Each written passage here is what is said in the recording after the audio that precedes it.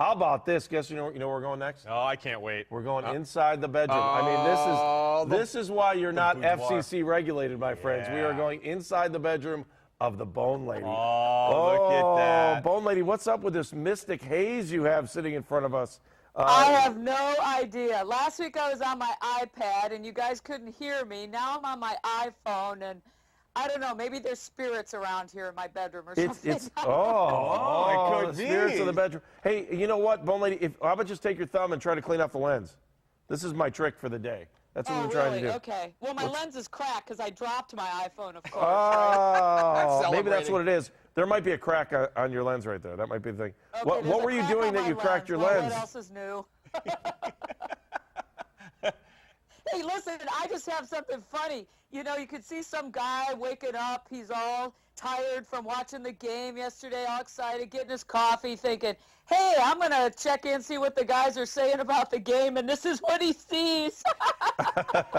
He sees some lady all boned up in her bedroom. Yeah, he's probably like, oh, I thought I turned that porn channel off, that big-haired porn channel. I don't even know where to go after that one right there. I do. There's nothing. But you know what? I figured I would, a long time ago, I did an interview for HBO Inside the NFL, and I said, I've never done an interview lying down on my couch, and that was the funniest thing. I had so much fun doing that. I thought, you know what? We're going to call this the morning after, and it's just going to be Bone in her bedroom talking about the game. Well, you know, there's nothing sexier than hearing the Bone Lady say, the Browns won yesterday. I know! Can you believe it? What'd you think? Did the Bone Lady get down last week? We have to make sure. Did the Bone Lady get depressed last week? I should probably put it that way. Did the Bone Lady get a little depressed after the trade? I was discouraged. I have a real healthy sense now, you know. I mean, it's been so long. It's like, really, you can't let what the team, because we have no control over what the team does, so you really can't have, you know, you can't let that ruin your day, because this is supposed to be fun, isn't it? Yes. Yeah. And entertaining. So, but last week, with all that went on, I was just, oh, no, you're not doing this now. It's only after the second week.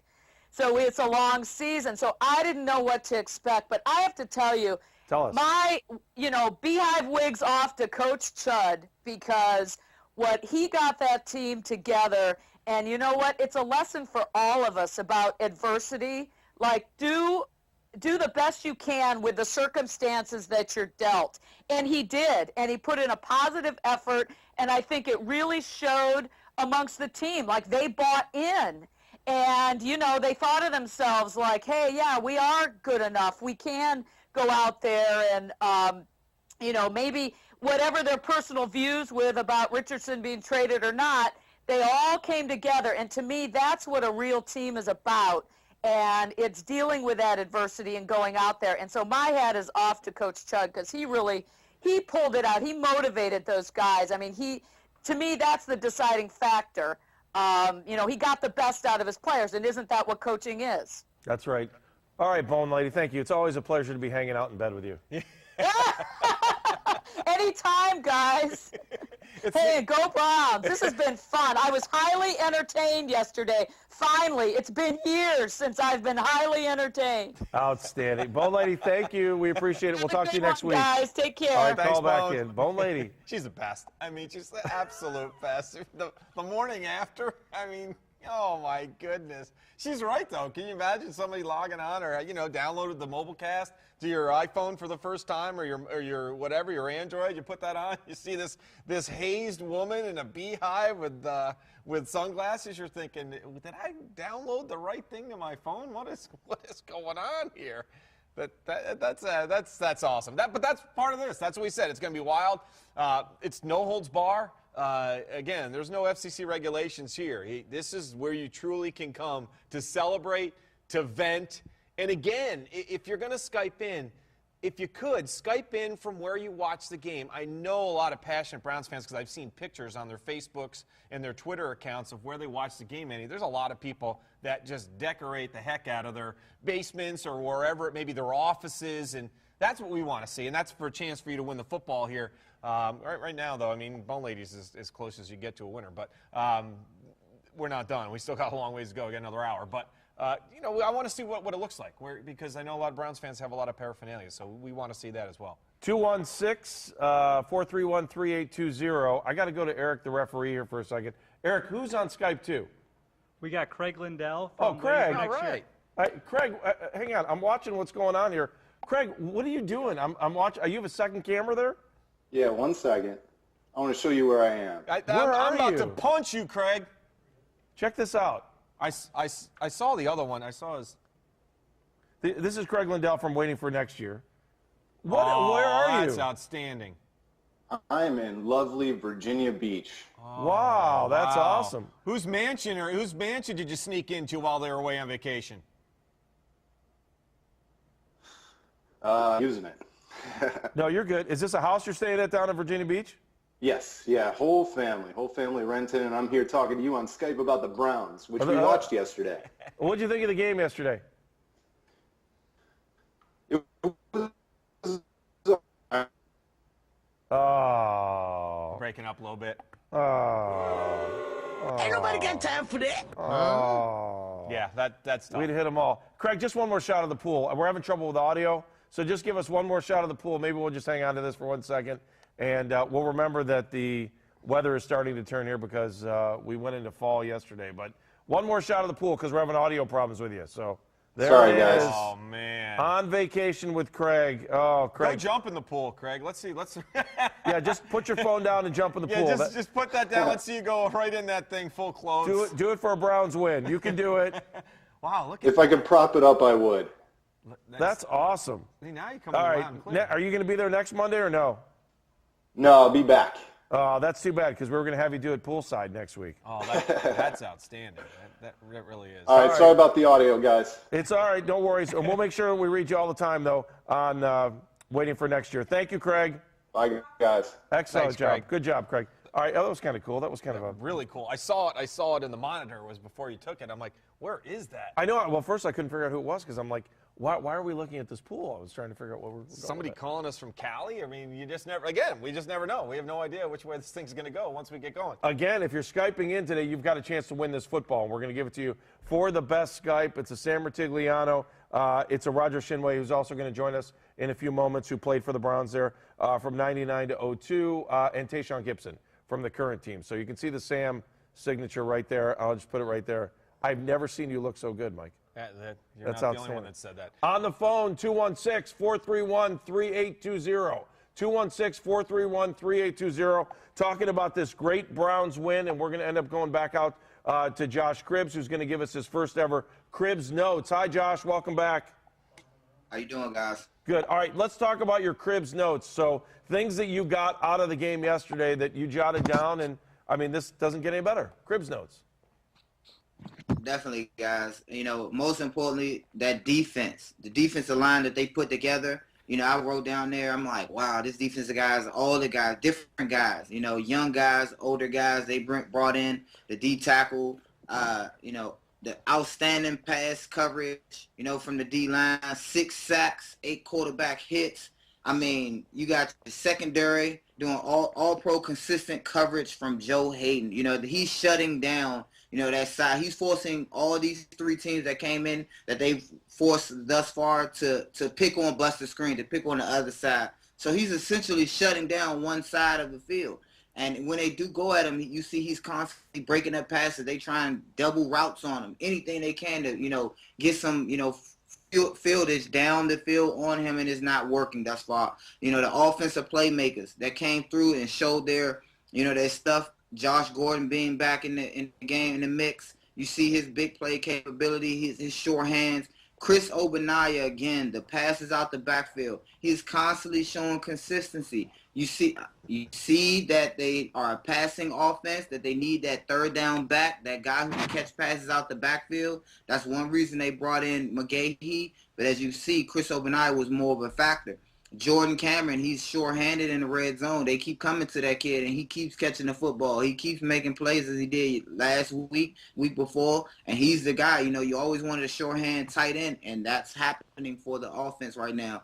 That aggressive play calling from Chudzinski, when we talk about finding a way to win, the Browns are doing a good job right now of finding a way to win. They won this game by finding a way to win. Chudzinski didn't have to call, give the go-ahead to Chris Tabor to call that, that fake field goal, the fake punt, but he's doing it. His aggressiveness to call, I think they had about 75% passing to running. And I've said this before. This is a passing offense. So you're going to see a lot of passes from this offense. You're going to see a lot of down the field attacking. That's one thing I'm glad to see, from this Browns team is they're attacking the field. They're going down the football field. And his aggressiveness is leading the way to that. We have understand that he has, he has 45 players that he gets on each game day. And, he really doesn't have the say to the fact where, like you guys said, he might not be able to say, I want Hoyer to start. I want Whedon to start. If say he likes Whedon, he wants Whedon to come back in, it might not be his decision. So whatever card he's dealt, Chudzinski is doing a great aggressive job at winning, at getting the job done with what he has. Now, granted, he only won one game, but this was an impressive win, for his first win game as a head coach. But like I said, the notes, the keys to victory, the defense, outstanding job stopping the run, numerous of sacks, all-pro coverage, I feel like, from Joe Hayden, consistency, the offensive playmaker, Josh Gordon, Chris Ogbonnaya, Jordan Cameron. I want to throw Best in there, too. He's a sure-handed receiver. He's showing up in key situations and prolonging their drives and moving the chains, which is, I don't want to overlook at all. And the aggressive play calling from Chudzinski and letting the Chris Tabor and the special teams do what they have to do to win games. And I think it's great that the Browns have that. Hey, Josh, looking forward a little bit, too. Sets up the big week as the Bengals come to town. The Steelers lose last night, and they're still looking for a win. They're at the bottom of the division. But how about how big the first installment of the Battle of Ohio is the Bengals coming off a win yesterday, and you got the Browns coming off a win. And a lot of people think the Bengals are the odds-on favorite in the division. How big to come back home off that win will this be on Sunday? This is going to be a big win, and it'll be even bigger if they can pull this win off. I think Chudzinski should go right back at it with his aggressive play calling. Don't leave nothing out there on the field. Put it all out there on the table. Call the plays necessary to get the ball down the field. The defense must continue to, create pressure on the quarterback. They must be able to continue to be consistent. Browns defenses have consistently been, a little above average, if not average, throughout the years, and it's been the offense. But the offense and Chudzinski and Noah Turner can find a way to create, points and moving the ball and attacking, even if it's 3 points. If they can just consistently create points for this defense, they'll keep their momentum. And I think at the end of the day, the Browns will be victorious. And, oh, my gosh, it'll start a frenzy in Brownstown, in leading the AFC North for once. And I think this will give them momentum, for games to come. So I think this is a big game. If they be able to pull this off, they'll be 2-2. They'll be riding high. And that'll give them momentum to go out there and win more football games. All right, Josh, let me ask you one last question. And this is why I hate preseason polls. And I hate when people try to do records before the season starts. Miami, which a lot of people think was very winnable for the Browns, and I think all three of us can probably agree on that, they're 3-0 right now. So, that loss doesn't feel as bad today as it did maybe after the first game. And if you just kind of touch on the fact that sometimes we overestimate or underestimate teams going into the season. Just like you said about Adrian Peterson's tweet, when you said his daughter came home, he came home and the daughter said you lost to the Browns. Any given Sunday, a team can win and lose in National Football League. This is the NFL. You might look good, a team might look good on paper, but you still have to go out there and play the game. Yeah, they might look bad against the Browns on paper, but the Browns still had to go out there and play good football and win the game, and that didn't happen for the first game. The Dolphins came out here ready to play. So, and that can go for the whole season. Any given Sunday, a team can win or lose, no matter how good or how bad. So I think that we can't overestimate. We can't underestimate. We have to just support our team, and consistency is the key. The playmakers need to consistently make plays, and for the team to keep being victorious or to keep being a contender each and every game, and, they'll have more success. Consistency is the key. All right, Josh, thanks. We're going to talk to you again at 8:10. 8:10 is the next time we'll check in with you. So thanks, Josh. Great job.